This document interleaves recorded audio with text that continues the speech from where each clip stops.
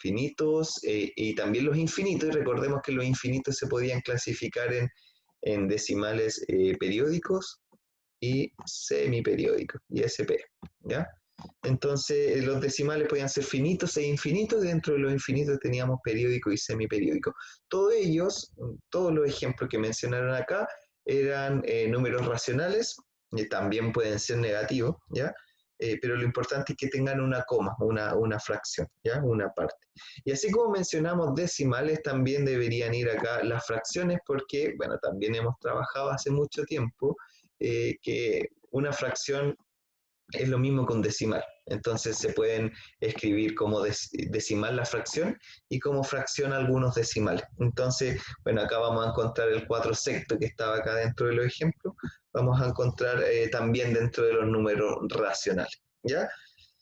Así que, bueno, enseguida están los irracionales, que es como pi, que son los decimales infinitos que no tienen periodo, pero no nos vamos a centrar tanto en esto porque el contenido de octavo y de este año es tratar de entender los números racionales. Y es por esto que desde hace muchas clases es que hemos estado trabajando sobre los números racionales. ¿Qué es lo que hemos trabajado hasta ahora, chiquillas y chiquillos? ¿Qué es lo que hemos trabajado?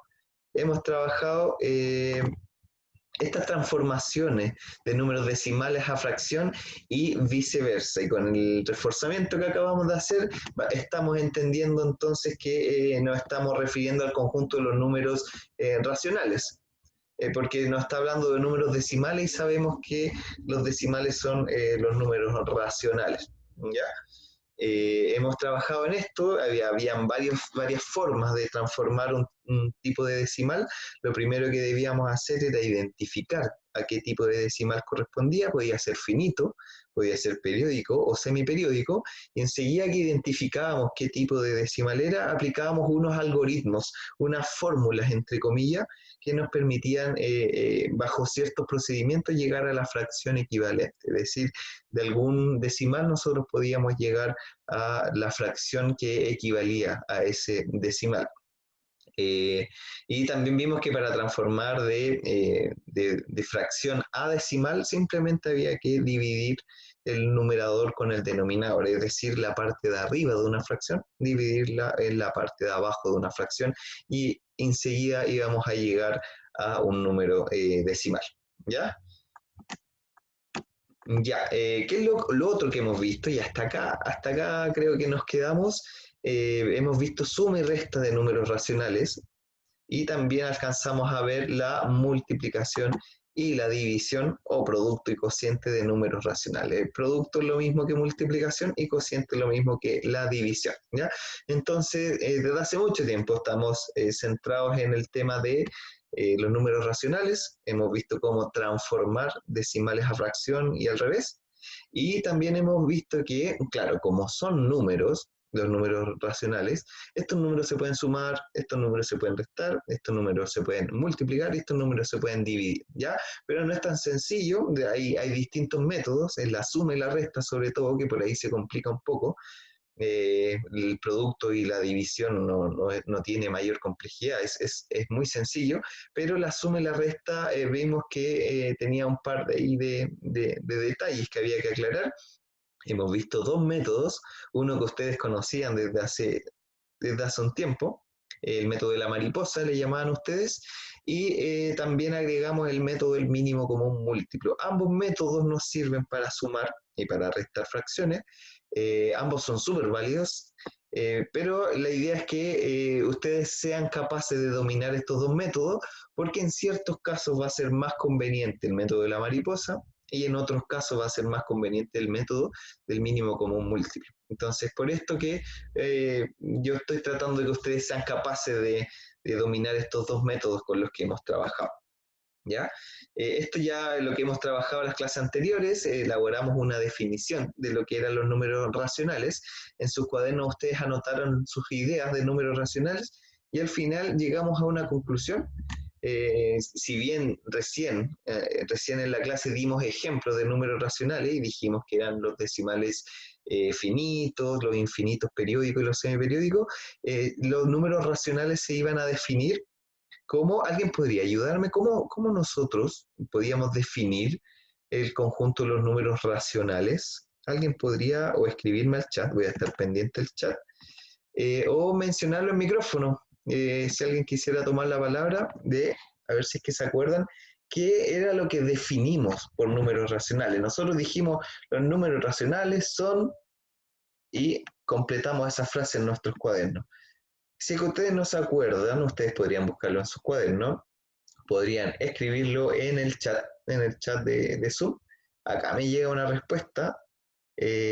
Muy bien. Me escribe una respuesta. Hay alguien que me escribió una respuesta que está súper bien.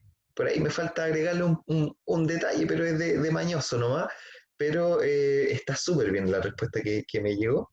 ¿Y a alguien más le gustaría compartir la definición de números racionales que tenemos en nuestros cuadernos? Ya, me dicen, claro.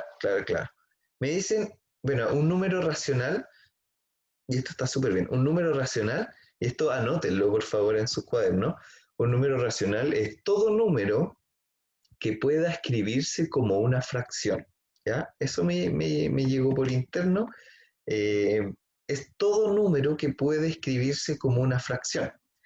Y lo vamos a repetir, un número racional es todo aquel número que se pueda escribir como una fracción, ¿ya? Y de ahí le falta un detalle, encuentro yo, que esa fracción tiene que tener un número entero en el numerador y un número entero en el denominador. Entonces, vamos a anotar esto. Los números racionales son todos los números que se pueden escribir como una fracción de números enteros, ¿ya? Ya, esta es la definición de números racionales. Son todos los números que se pueden escribir como la fracción de números enteros. ¿Qué quiere decir? Que tanto en el numerador como en el denominador de la fracción tengamos números que pertenezcan al conjunto de los números enteros. Nosotros ya vimos recién qué es lo que era el conjunto de los números enteros. Recordemos que acá estaban los signos negativos, los positivos, el cero, pero eran siempre y cuando estos números que no tuvieran una parte decimal, ¿ya? Entonces, eh, claro, recordemos que una fracción tiene arriba una parte que se le llama numerador y abajo tiene una parte que se le llama denominador, y lo importante es que tanto el numerador sea un número que pertenezca al conjunto de los números enteros y que también el denominador pertenezca al conjunto de los números enteros, ¿ya? Es decir, acá puede ir, por ejemplo, el 3 dividido menos 8. Acá estamos súper bien porque el 3 pertenece a los números enteros y el menos 8 también pertenece a los números enteros, ¿ya? Así que todo esto es un número racional. Ese es el pequeño detalle que me gustaría agregar, que es de los números enteros, ¿ya? ¿Por qué? Porque alguien podría llegar y decirme, oiga, profe, entonces yo creo que el número pi sobre 5 es un número racional porque lo pudimos escribir como una fracción. Pero eso estaría malo porque el número pi no pertenece a los números enteros. Eso no está en los números enteros. El 5 sí, pero la idea es que los dos términos pertenezcan al conjunto de los números enteros y esto no pertenece al conjunto de los números enteros, ¿ya? Entonces esto ya dejó de ser racional, esto pasa a ser un número irracional, ¿ya? Pero ese es el detalle, un detalle importante, ¿ya? Ya, entonces esa era la definición del conjunto de los números racionales y tal como habíamos trabajado, los números se podían sumar, se podían restar, se podían multiplicar y dividir. Para sumar los números racionales, lo que debíamos hacer era, bueno, con el método de la mariposa, era la multiplicación cruzada entre la A por el D, entre el B por el C, y ahí se armaba como una pequeña mariposa y bueno, después veíamos qué es lo que pasaba con el denominador.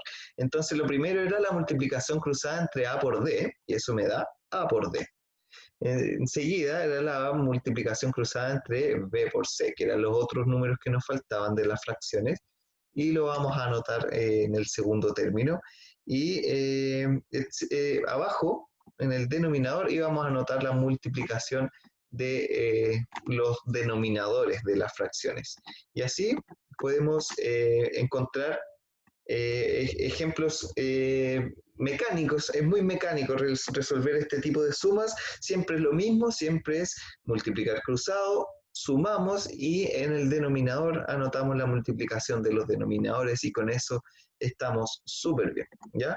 Pero, ¿qué pasaba cuando había, por ejemplo, más de dos fracciones? Y es por eso que elaboramos una forma de encontrar otro método para poder sumar las fracciones, ¿ya?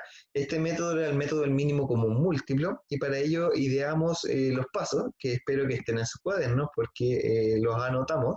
De todas maneras, les mando el Power, ya saben que les mando el Power después de la clase, pero el primer paso era encontrar el mínimo común múltiplo de los denominadores. Acá había que encontrar el mínimo común múltiplo entre el 4, el 3 y el 24. Y después de realizar la tablita y todos esos pasos llegábamos a que era el 24.